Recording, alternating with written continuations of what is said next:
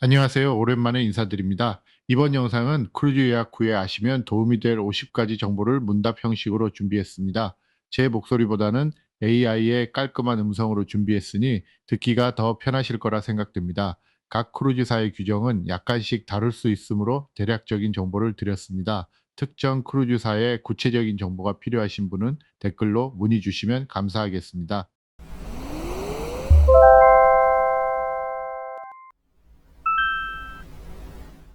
크루즈 예약을 하고 예약금 결제까지 마쳤습니다.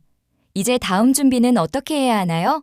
먼저 기항지까지 항공편으로 가신다면 항공 요금을 알아보시고 언제 항공권을 구입하실지 요금 변동을 자주 확인해서 적절한 시기에 구입하시면 좋겠습니다. 항공 요금은 크루즈 요금보다 더 변동이 심한 편인데 구글 플라잇이나 하퍼 등을 이용해 요금을 모니터링 하시면서 적절한 시기에 구입하시면 좋겠습니다. 만약 성수기에 가신다면 항공은 최대한 일찍 구입하시는 편이 좋습니다. 크루즈 승선을 하시는 항구에는 최소한 승선 하루 전날은 가시는 게 좋은데 만약에 승선하는 곳에서 며칠 정도 관광을 하시기 원하시면 거기에 맞춰서 항공권 구입 계획을 세우시고 도착 일자에 맞춰 호텔과 교통편을 준비하시면 되겠습니다. 크루즈 여행 후에 현지 여행을 계획하시는 경우도 있는데 크루즈 승선 전에 여행을 하시는 편이 배를 안전하게 타실 수 있으므로 가능하시다면 승선 후보다는 승선 전에 현지 여행을 하시는 걸 더 추천드립니다.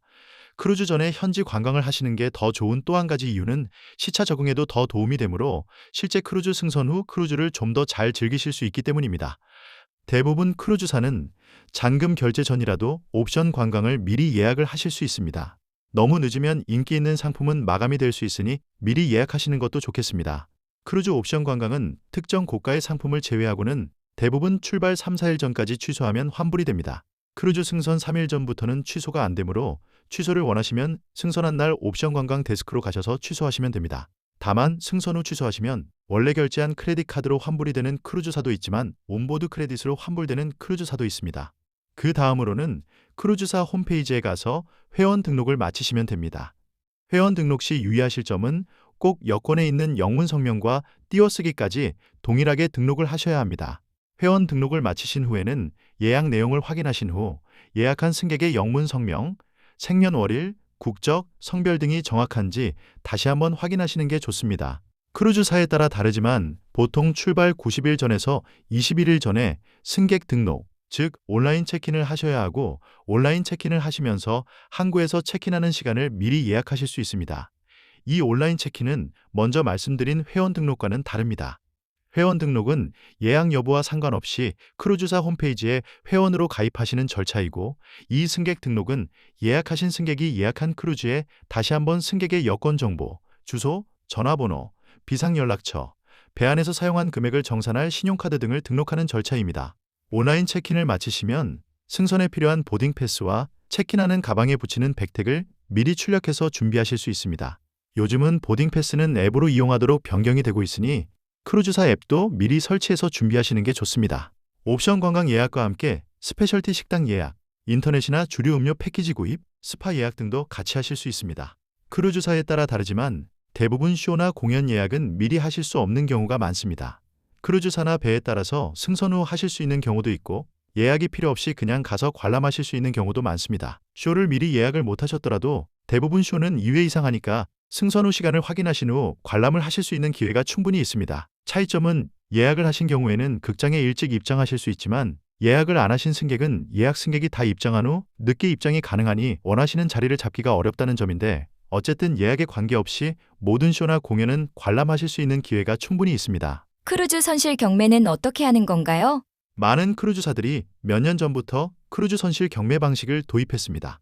예전에는 어느 정도 크루즈 예약이 마감되면 예약 상황을 봐서 일부 승객의 선실을 무료로 업그레이드 해드리거나 아니면 할인된 요금으로 추가 판매를 했었는데 이 선실 경매 방식이 도입되면서 무료 선실 업그레이드는 이제 현실적으로 찾아보기 어렵게 되었습니다. 보통 경매에 참여하라는 연락은 이메일로 받으시게 되고 일부 크루즈사는 경매 참여 초대 이메일을 받으신 분들만 참여가 가능하나 일부 크루즈사는 크루즈사 홈페이지에 접속해서 경매 참여 가능한지 여부를 직접 확인하실 수도 있습니다. 이 초대 이메일을 받으시려면 크루즈사 홈페이지에 회원 등록을 하신 후에 본인 예약을 꼭 확인해 놓으셔야 하겠습니다. 크루즈사의 경매는 선사마다 약간은 다르지만 기본적인 룰은 다음과 같습니다. 경매 입찰은 여러 가지 등급의 동시 입찰을 하실 수 있습니다. 입찰한 선실 중에 한 개만 낙찰되고 한 번 낙찰되면 취소는 불가능합니다. 각 선실 등급의 최저 입찰 금액은 정해져 있습니다. 낙찰되기 전에는 경매 참여를 취소할 수도 있고 입찰 금액을 변경할 수도 있습니다. 선실마다 최저 입찰 금액과 최고 입찰 금액이 정해져 있으니 원하는 금액으로 입찰을 하시면 되는데 실제 남은 선실이 몇 개인지 다른 승객들이 얼마에 입찰했는지 알 수 없는 경매 방식이기 때문에 어떤 선실 등급에 얼마를 입찰해야 하는지는 크루즈사 외에는 사실 알기 어렵습니다. 인터넷 포럼에서 이번 크루즈의 어떤 선실에서 어떤 선실로 얼마에 입찰해서 낙찰이 되었다는 약간의 정보를 얻으실 수도 있는데 이 정보만으로는 사실 얼마에 어떤 선실을 낙찰받으실 수 있는지 예측하기는 쉽지 않습니다. 따라서 이 정도 선실에 이 정도 금액이면 기꺼이 업그레이드 하겠다 하는 본인의 한도 금액으로 입찰하시는 게 좋습니다. 예를 들어 실제 예약 시 오션뷰 선실에서 발코니로 업그레이드 하는데 500불 정도 차이가 나서 발코니 선실로 예약을 안 했다면 200불에서 300불 정도면 업그레이드 할 것 같은 분은 그 정도 금액으로 입찰을 해보시는 게 좋습니다. 입찰 금액은 1인 요금이며 낙찰이 되면 입찰 참여 시 등록한 크레딧 카드로 2인 요금이 결제되고 한번 낙찰되면 취소나 환불은 불가능합니다. 한 선실에 3인 또는 4인으로 예약을 하셨어도 2인 요금만 결제가 됩니다. 일부 크루즈사는 스윗 선실로 낙찰이 되더라도 선실만 변경이 되지 스윗 선실 혜택은 못 받는 경우도 있습니다. 낙찰이 되지 않으면 아무런 결제도 일어나지 않습니다. 출발 3일 전까지 낙찰이 안 되면 모든 경매는 취소됩니다. 일행이 있어서 선실을 2개 이상 가깝게 예약을 하신 경우 선실 업그레이드가 되면 선실이 많이 멀어질 수도 있으니 이 점은 유의하셔야 하겠습니다. 온보드 카드가 무엇인가요? 온보드 카드는 승선 시 모든 승객에게 발급되는 승선 카드입니다. 크루즈사에 따라서 여러 가지 이름으로 불리는 온보드 카드는 호텔처럼 선실 열쇠도 되고 배 안에서 구입하는 모든 걸 결제하는 결제 수단이기도 합니다. 이 카드의 가장 중요한 기능은 배에 승하선을 할 때 스캔을 해서 승객의 승하선을 기록하는 용도로 사용되기 때문에 기항지에 내리실 때는 신분증과 함께 이 온보드 카드를 꼭 지참하셔야 합니다. 프린세스 크루즈처럼 온보드 카드 대신 목걸이 형식의 메달리온으로 대체가 된 크루즈사도 있고 로얄 캐리비안의 와우밴드처럼 추가 기기를 구입해서 온보드 카드 대신 이용을 하실 수도 있습니다. 배 안에서는 이 카드로 모든 결제를 하게 되므로 사실 지갑이 필요 없기 때문에 이 카드를 편하게 가지고 다니시려면 목걸이 지갑을 이용하시는 걸 추천드립니다. 온보드 어카운트는 무엇인가요? 온보드 어카운트는 승객이 승선을 하면서 자동으로 가지게 되는 계좌입니다. 배 안에서 사용하신 모든 금액이 이 온보드 어카운트로 모이게 되고 나중에 하선할 때 정산해야 하는 계좌입니다. 배 안에서는 현금이나 신용카드를 사용할 수 없고 모든 지출은 승선 시 받은 온보드 카드로 결제를 하셔야 하는데 이때 결제한 모든 금액이 이 온보드 어카운트에 모이게 됩니다. 크루즈 선상 팁을 미리 결제하지 않으신 분들도 선상 팁이 매일 온보드 어카운트에 결제가 되고 나중에 같이 정산하시게 됩니다. 온보드 크레딧을 받으신 분은 이 크레딧이 온보드 어카운트에 적립이 되어 있으므로 다른 사용하신 총 금액에서 이 온보드 크레딧을 차감한 나머지를 정산하시게 됩니다. 크루즈 승선할 때 신용카드가 꼭 필요한가요? 크루즈 예약을 하신 후에 온라인 체킨을 하실 때 대부분 크루즈사가 배 안에서 쓰신 금액을 하선 전에 정산하실 용도로 신용카드 등록을 요구합니다. 호텔에 체킨하실 때 일정 금액을 신용카드로 보증금을 내시는 거와 동일한 방식입니다. 신용카드를 꼭 등록하지 않더라도 크루즈 승선은 가능하지만 약간 불편할 수 있습니다.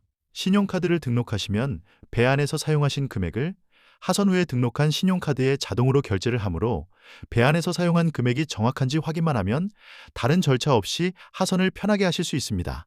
만약에 신용카드를 사용하실 수 없거나 사용하기를 원치 않으시는 분들은 현금을 예치하고 승선을 하실 수 있습니다. 크루즈 기간에 따라 다르지만 1인당 적게는 $200에서 $500 정도의 현금을 예치하셔야 하는데 크루즈 여행 중에 배 안에서 사용하신 금액이 이 예치금보다 더 많으면 크루즈 중간에 추가 금액을 예치하라고 선실로 연락이 오기 때문에 조금 번거롭습니다. 그리고 예치한 금액보다 사용한 금액이 적으면 하선 전날 돌려받아야 하기 때문에 이 또한 번거롭게 됩니다. 신용카드는 승객 각자 카드로 등록을 하실 수도 있고 카드 하나로 같은 선실 모든 승객을 등록하시거나 또는 다른 선실의 같은 일행인 승객들도 등록이 가능합니다만 일반적으로 선실당 1개 또는 개인별로 카드를 등록하시는 편이 좋습니다.